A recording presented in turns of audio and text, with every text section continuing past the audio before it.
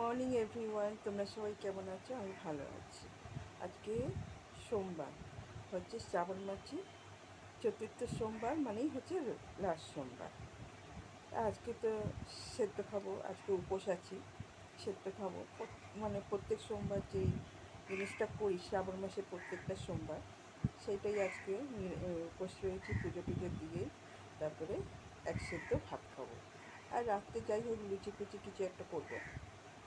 সেরকম আজকে রান্নাবান্না নেই। তা কালকে যেহেতু কাজের চাপের জন্য কাচাকুচিগুলো হয়নি, আজকে কাচাকুচি করবো। কেন একদিকে রান্নার কাজটা যখন আজকে কম, তাহলে অন্য কাজগুলো তো করতেই হবে। তা একটা জিনিস, আমাদের চোখ আর মাইন্ড, মানে মন, মানসিকতা যেটাকে বলে, সেটা যদি না